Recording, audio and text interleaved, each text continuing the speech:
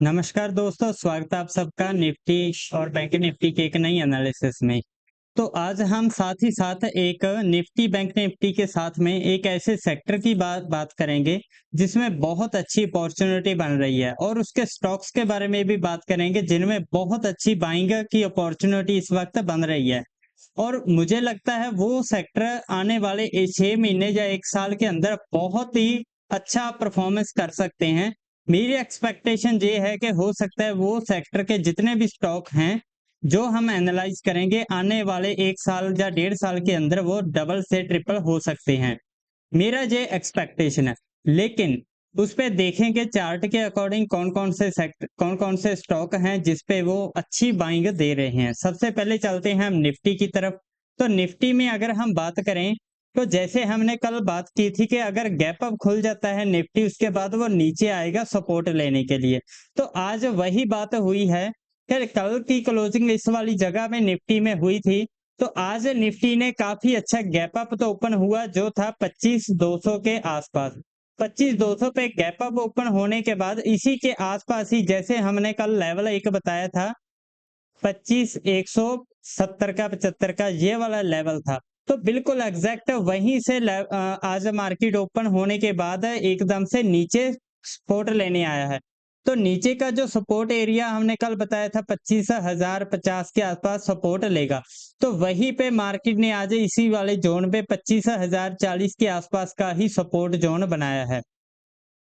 तो आज हम तो हमारे लिए सबसे अभी भी अगर हम बात करें तो निफ्टी जो है 25,000 का अभी भी क्रूशियल सपोर्ट जो मेंटेन कर रहा है। सबसे पहले बात करते हैं कल कैसे निफ्टी परफॉर्मेंस कर सकता है।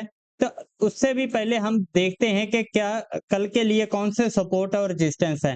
ये अगर हम बात करें निफ्टी के तो यहाँ पे हमें काफी अच्छा सपोर्टिव जोन अभी भी जो है 25,000 का ये वाला मेंटेन हो रहा है। तो 25,000 का ये वाला जो जोन है काफी अच्छा सपोर्टिव जोन ही है।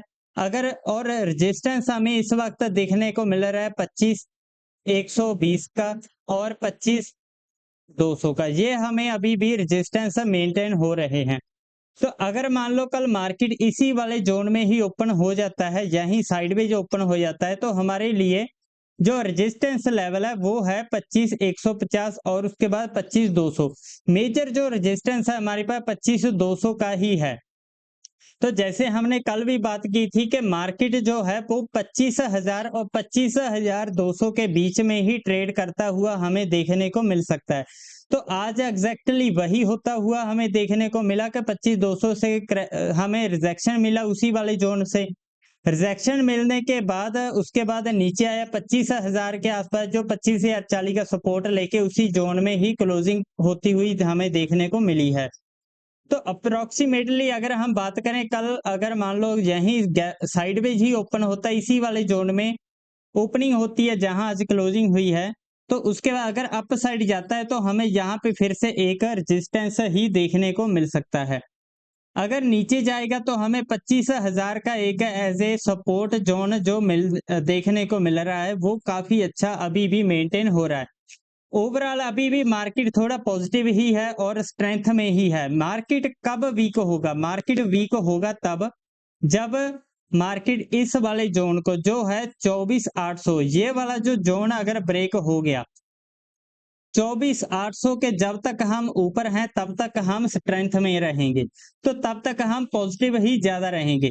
जब 24,800 के नीचे अगर मार्केट चला जाता है तभी मार्केट में बहुत ज्यादा पैनिक सिचुएशन बन सक जाएगी। अभी जो मार्केट में 25,000 का सपोर्टिव जोन अभी भी मेंटेन हो रहा है और 25,900 का भी 24,900 का भी अभी भी सपोर्टिव बना हुआ है। तो मान लो कल मार्केट अगर गैप डाउन खुल जाता है 25,000 के आसपास तो यहाँ पे हमें फिर एक अपसाइड की पोजीशन बनाने को देख सकते हैं अकॉर्डिंग टू चार्ट्स के अकॉर्डिंग। लेकिन यहाँ पे अगर हमारे पास जो अपसाइड के लेवल होंगे वो 25,150 और 25,200 ये वाले हमें एज ए रेजिस्टेंस ही एक्ट होते हुए देखने को मिलेंगे। अगर यहाँ कल भी अगर मान लो कहीं गैप अप खुल जाता है तो भी यहाँ से हमें एक रिजेक्शन मिलेगा जो नीचे साइड पुल करेगा। नेक्स्ट हम चलते हैं बैंक निफ्टी की तरफ। तो बैंक निफ्टी में भी अगर बात करें तो जैसे हमने कल बात की थी कि बैंक निफ्टी का भी 57,200 का जो है वो रेजिस्टेंस अभी भी मेंटेन हो रहा है। जैसे यहाँ पे आज भी बैंक निफ्टी ने वहीं पे इसी वाले जोन के आसपास यही जो था वो था 57,200। 57,200 का जो था रेजिस्टेंस है ये अभी भी मेंटेन हो रहा है। जैसे यहाँ पे भी रिजेक्शन लिया, पीछे भी काफी दिनों से रिजेक्शन लिया और आज भी वहीं पे गैप अप तो खुला। उसके बाद रिजेक्शन फेस करता हुआ मार्केट एकदम से शार्पली नीचे आता हुआ हमें देखने को मिला है बैंक निफ्टी भी।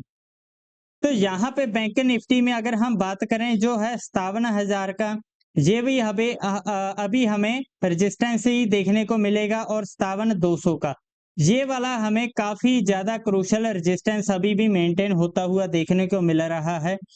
और मार्केट बैंक निफ्टी इसके ऊपर निकलना बहुत जरूरी है अगर इसको और ज्यादा बुलिश दिखाना है या अपसाइड जाना है। अगर इन दोनों जोन्स को ऊपर जाएगा तभी मार्केट पॉजिटिव हो पाएगा, अगर अदरवाइज बैंक निफ्टी वीक ही रहेगा, इसी वाले जोन में ही घूमता रहेगा। अगर डाउन साइड की बात करें तो हमारे पास जो है 56,500 ये वाला हमें एक जो सपोर्टिव जोन मिल रहा है 56,500 और 400 का। उसके बाद है 56,000 का, ये वाला हमारे पास अभी ये वाला जोन है वो अभी सपोर्टिव जोन है और रेजिस्टेंस ये वाला है। अभी हमें बैंक निफ्टी भी क्या है कि इसी वाले जोन में जो 57,200 से लेके इस वाली जोन से लेके 57,200 से लेके 56,200 तक इस वाले जोन में ही ट्रेड करता हुआ हमें देखने को मिल सकता है। तो चलते हैं हम कि कैसे ट्रेड करेगा। तो अगर मान लो कल यहीं साइडवेज ही ओपन हो जाता है, बैंक निफ्टी इसी वाले जोन में ही ओपन हो जाता है, यहीं ओपन होने के बाद अगर अप साइड जाता है तो हमें एज ए यहाँ पे फिर से रेजिस्टेंस का सामना करना पड़ेगा जो है 57,200 का। अगर मान लो 57,200 से रिजेक्शन आता है फिर यहाँ पे हम फिर से एक सेलिंग साइड की पोजीशन लेंगे जो लेके जाएगी हमें 56,800 और 700 की तरफ। जैसे हमने पिछले दिनों में भी बात की थी कि अगर मान लो यहाँ पर कहीं 57,200 पे आता है तो हमारा जो नेक्स्ट टारगेट सेलिंग साइड का होगा वो 56,700 और 800 का होगा। सेम एज अगर मान लो मार्केट अप साइड जाता है 57,200 पे हमें रेजिस्टेंस मिलेगा जिसकी वजह से फिर हमें यही वाले टारगेट हमें अचीव होते हुए देखने को मिलेंगे। अगर मान लो कल गैप डाउन खुल जाता है जो 56,500 या 400 या 600 के यहाँ कहीं गैप डाउन खुल जाता है, यहाँ से हम देखेंगे कोई बाइंग सिनेरियो बनता है जहाँ मार्केट यहाँ कहीं एक डिप लेके ऊपर जाता है या जहाँ कहीं रुकता है। अगर डिप लेके अचानक ऊपर जाएगा यहाँ से तो यहाँ एक कोई बुलिश कैंडल बनेगी, जैसे हैमर हो गया, इनसाइड कैंडल हो गया, जब बुलिश इनगल्फिंग कैंडल हो गया, उनमें से कोई कैंडल बनती है तभी हम बाइंग साइड जाएंगे, जो हमारा टारगेट होगा वो 57,000 का होगा। अगर मान लो जहां कहीं एकदम से डिप लेके ऊपर जाएगा तभी बुलिश कैंडल बनेगी। अगर मान लो कोई यहाँ कहीं गैप डाउन तो खुला, यहाँ से काफी टाइम मार्केट बिता देता है लगभग 1 घंटा या 2 घंटे के आसपास, तो यहाँ पे काफी सारी कैंडलें बनेगी। तो उन कैंडलों का जब ब्रेकआउट हो जाएगा तभी हम बाइंग साइड जाएंगे, तो हमारा टारगेट 57,000 और 57,200 का ये हमारा टारगेट होगा। अगर कल मान लो फिर से गैप अप ही खुल जाता है आज की तरह, तो गैप अप खुलने के बाद मार्केट फिर से इसी वाले जोन से रिजेक्शन लेके नीचे आ जाएगा। तो ऐसे हम कल ट्रेड कर सकते हैं निफ्टी और बैंक निफ्टी में। तो अभी जो एक सेक्टर है वो काफी ज्यादा मुझे मजबूत लग रहा है, उसका वो है सीमेंट सेक्टर। अगर सीमेंट सेक्टर के हम स्टॉक्स की बात करें तो वो काफी अच्छे अभी भी हमें बाइंग मोमेंटम में दे रहे हैं। जैसे सबसे पहले हम बात करते हैं इंडिया सीमेंट की। तो इंडिया सीमेंट का जो स्टॉक है वो अगर हम देखें तो यहाँ पे काफी अच्छी आज हमें बुलिश आती हुई कैंडल बनती हुई देखने को मिली है, और साथ ही साथ इसमें यहाँ पे वॉल्यूम भी उठता हुआ हमें देखने को मिल रहा है। अगर इसके मैं वीकली टाइम फ्रेम पे आ जाऊं तो वीकली टाइम फ्रेम पे इसने एक 2007 का जो ऑल टाइम हाई था जो था 332 का, 332 का ऑल टाइम हाई इसने लगभग यहाँ पे आके 2024 में आके इसको ब्रेकआउट किया था। तो 2024 में जैसे ही ब्रेकआउट आया, ब्रेकआउट आने के बाद कुछ टाइम रुका, उसके बाद जब ये 2007 के बाद यहाँ कहीं अगर मार्केट ने इसने ब्रेकआउट दिया था हमें, तो लगभग ये 16-17 साल बाद इसका ब्रेकआउट आया था यहाँ पे। 16-17 साल बाद ब्रेकआउट आने के बाद यहाँ पे काफी टाइम बिताया, बिताने के बाद एक थोड़ी कुछ वीकनेस आई थी, जिसकी वजह से जहां से एक फिर से एक नीचे से बाइंग फिर से हमें देखने को मिली है। क्योंकि जब कोई स्टॉक 16 या 17 साल बाद ब्रेकआउट देता है तो उसका एक रीटेस्ट भी बड़े लेवल पे होना बहुत जरूरी होता है, ताकि एक नई बाइंग आनी शुरू हो जाती है, जिसकी वजह से फिर मार्केट में स्ट्रेंथ आती है तो बहुत ज्यादा अपसाइड जाता है। सेम इसी वाले स्टॉक में हमें होता हुआ देखने को मिला है। जैसे ही यहाँ पे इस वाली कैंडल पे हमें ब्रेकआउट मिला और साथ ही साथ यहाँ पे हमें बाइंग साइड भी कैंडलें जो वॉल्यूम है वो भी उठते हुए हमें देखने को मिले थे इंडिया सीमेंट में। तो यहाँ पे अगर बात करें उसके बाद काफी टाइम कंसोलिडेशन किया, काफी मंथ यहाँ पे इसी वाले जोन में कंसोलिडेशन किया। उसके बाद एक नीचे प्रेशर आया, प्रेशर आने के बाद यहाँ पे कुछ टाइम बिताया, उसके बाद अप साइड आया।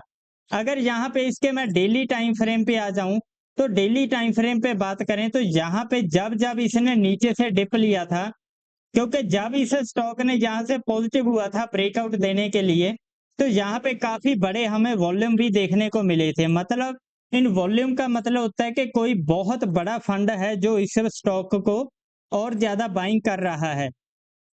तो जैसे ही इस वाले स्टॉक में ब्रेकआउट आया, ब्रेकआउट आने के बाद अच्छी खासी रैली बनी, तो उसके बाद जो है काफी टाइम कंसोलिडेशन वाले जोन में ये चला गया। क्योंकि यहाँ पे कंसोलिडेशन जोन में जब ये चला गया, इसका मतलब है कि यहाँ पे ये स्टॉक मजबूत हो चुका है। उसके बाद इसमें कुछ प्रेशर आया, क्योंकि नई बाइंग भी तो आनी चाहिए थी। जब इसके अंदर नई बाइंग आई तो उसके बाद जैसे स्टॉक ने यहाँ पे डिप लिया, तो डिप लेने के बाद यहाँ पे हमें काफी अच्छे वॉल्यूम भी जनरेट होते हुए देखने को मिले थे। इस वाले जोन में जैसे ही बड़े वाले वॉल्यूम जनरेट होते हुए हमें देखने को मिले, उसके बाद स्टॉक ने यहाँ पे काफी अच्छी जो है वो रैली देता हुआ भी हमें देखने को मिला। जैसे जैसे ही मार्केट ने थोड़ा डिप लिया, डिप लेने के बाद यहाँ पे कंसोलिडेशन किया और नई एक्यूमुलेशन होती हुई देखने को मिली है। उसके बाद यहाँ पे अगर हम बात करें उसके फिर इस स्टॉक ने यहाँ पे भी काफी अच्छे हमें वॉल्यूम देखने को मिले। तो जैसे इस वाली कैंडल पे फिर से जब उसी रेंज का ब्रेकआउट आया था 332 का, फिर से यहाँ पे हमें वॉल्यूम देखने को मिले और आज भी इस कैंडल ने लगभग 8% के आसपास का जो है वो हमें ट्रेड होता हुआ देखने को मिला और साथ ही साथ काफी बड़ा वॉल्यूम देखने को मिला। अभी अगर हम बात करें इसके सिनेरियो की, तो मेरी जो स्ट्रेटजी होती है, जैसे ही कोई स्टॉक ऑल टाइम हाई को ब्रेकआउट करके आगे ऊपर निकलता है, जो 1 साल या 1 साल से ज्यादा पुराना हो जाता है पिछला ऑल टाइम हाई, जैसे ही उसके ऊपर निकलता है तो वहां से स्टॉक डबल जाता है। तो ये हो सकता है स्टॉक जहां से 332 से लेके वहां पे जो है इस वाले 665 तक का हमारा जो टारगेट है डबल का, ये हमें अचीव होता हुआ देखने को मिल सकता है। क्योंकि यहाँ पे अभी सीमेंट सेक्टर के जितने भी स्टॉक हैं सभी में हमें बाइंग आती हुई और साथ ही साथ काफी ज्यादा बड़े लेवल पे वॉल्यूम हमें जनरेट होते हुए देखने को मिल रहे हैं। क्योंकि यहाँ पे काफी अच्छी अभी जो बात करें तो जो इंफ्रास्ट्रक्चर हो गया या फिर रियलिटी सेक्टर हो गया, उसमें काफी अच्छी बाइंग आ रही है। तो जैसे ही रियलिटी सेक्टर में बाइंग आती है तो उसका मतलब होता है कि जो बिल्डिंगें नवी बनेगी तो उसमें सीमेंट का भी यूज होगा। तो इसीलिए साथ ही रियलिटी सेक्टर के साथ ही ये वाला सेक्टर भी जुड़ा हुआ होता है, सीमेंट सेक्टर।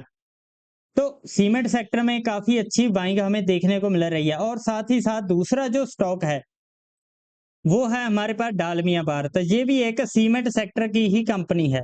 तो डालमिया भारत की अगर हम बात करें, उस वक्त डालमिया भारत जब वीकली टाइम फ्रेम पे आता हूं मैं सबसे पहले, तो वीकली टाइम फ्रेम पे मेरी जो ईएमए की एक स्ट्रेटजी है, इसमें यहाँ पे उस वक्त बिल्कुल अभी क्रॉसओवर हुआ भी नहीं था, अभी होने वाला था। मैं आपको दिखाता हूँ वो फोटो निकाल के, ये रही।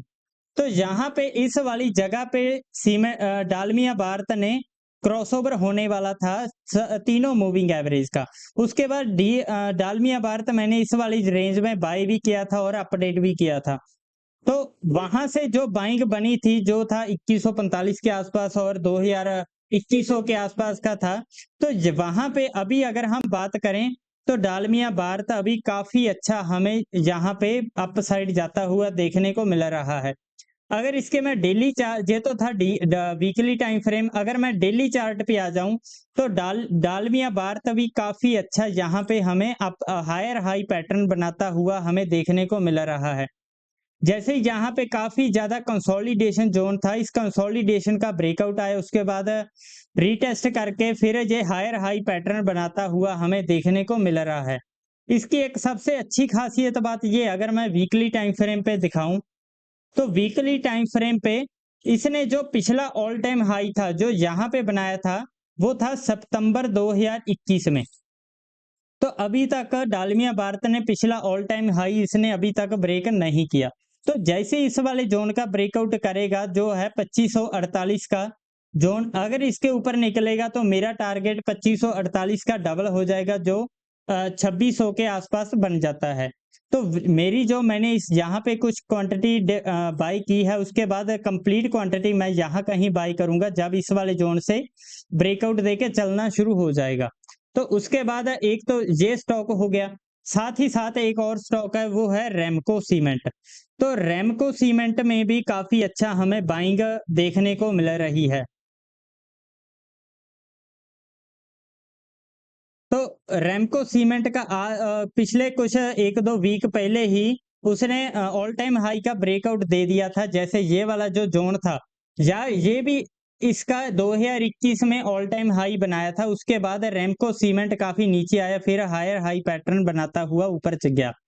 लेकिन यहाँ पे पिछले कुछ ही हफ्तों में, 1 या 2 हफ्ते पहले यहाँ पे हमें इसका ब्रेकआउट आता हुआ देखने को मिला था, जो था 1132 का। इस वाले ज़ोन का 1132 का जैसे ही ब्रेकआउट आया, तो अभी रैमको सीमेंट चलना शुरू हो चुका है। तो जैसे इसके बाद इसका जो 1132 का डबल होगा, वो मेरा टारगेट हो जाएगा। तो ये वाला स्टॉक भी काफ़ी अच्छा मुझे मोमेंटम में देखने को मिल रहा है। और अगर डेली टाइम फ्रेम पे आएँ, तो सेम एज़ रैमको सीमेंट में भी यहाँ पे जैसे ही स्टॉक इस वाले ज़ोन में डिप में आया था, तो काफ़ी अच्छे हमें बड़े वाले वॉल्यूम देखने को मिले थे। तो यहाँ से हमें एक बाइंग साइड की पोजीशन हम बना के जा सकते हैं। तो मुझे लगता है ये स्टॉक हमें आने वाले 1 या डेढ़ साल में काफ़ी अच्छा परफॉर्मेंस करता हुआ भी हमें देखने को मिल सकता है। अगर आपको ये मेरा एनालिसिस अच्छा लगा तो आप लाइक कीजिए, सब्सक्राइब कीजिए, और अगर आपको किसी और टॉपिक पे वीडियो चाहिए तो आप कमेंट में बता सकते हो। तो आज के लिए इतना ही। Thank you so much.